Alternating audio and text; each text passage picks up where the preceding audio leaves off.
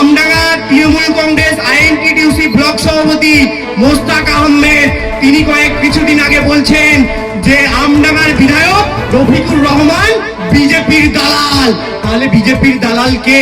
আমরা বলিনি বিজেপির দালাল, আপনার দলের নেতা মোস্তাক আহমেদ তিনি বলছেন বিজেপির দালাল। আর আপনি আরেকটা কথা বলছেন যে আইএসএফ বিজেপির দালালি করছে, বিজেপিকে সুবিধা করে দিচ্ছে আইএসএফ মুসলিম ভোট কেটে। আমি আপনাকে একটা কথা বলতে চাই যে 2021 সালে আইএসএফ যে কটা বিধানসভাতে প্রার্থী দিয়েছে সেই কোনো বিধানসভাতে দেখাতে পারবেন যে সেই বিধানসভাতে বিজেপি ক্ষমতায় এসছে? কিন্তু আপনি দেখাতে পারবেন না। কিন্তু আমি আপনাকে দেখিয়ে দিচ্ছি, আপনার দলের নেত্রী অর্থাৎ মমতা ব্যানার্জি মহাশয়া নন্দীগ্রামে প্রার্থী হয়েছিলেন, কিন্তু সেই নন্দীগ্রামে শুভেন্দু অধিকারী জিতে গেল। কেন? আপনারা ভালো করে জানেন যে এই বাংলায় বিজেপিকে যদি আপনারা বিরোধী দলনেতা হিসাবে না রাখেন তাহলে আপনারা রাজনৈতিকভাবে টিকে থাকতে পারবেন না, আপনারা ক্ষমতার মসনদে বসতে পারবেন না। আপনারা জানেন যে বিজেপির জুজু দেখিয়ে, বিজেপির ভয় দেখিয়ে, এনআরসি এর ভয় দেখিয়ে তবেই এই বাংলার মুসলিমদের 30% ভোটটাকে আপনারা আপনাদের পকেটে ভরছেন।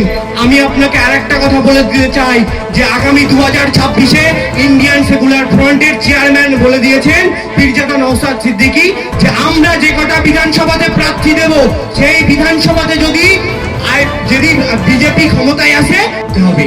আর আমি আজকে এখানে বলে দিচ্ছি যে তৃণমূল কংগ্রেস বিজেপির দালাল, বিজেপির বি টিম হয়ে কাজ করছে, তার প্রমাণ আমি দিয়ে দিচ্ছি। মমতা ব্যানার্জি অটল বিহারী বাজপেয়ীর হাত ধরে বলেছিলেন যে বাংলায় বিজেপিকে ফ্রন্টে এনে লড়বো প্রয়োজনে। আর বিধায়কের সাহেবের নেতা মুকুল রায় অনেক আগেই বলে দিয়েছেন যে যাহাই তৃণমূল তাহাই বিজেপি, যাহাই বিজেপি তাহাই তৃণমূল।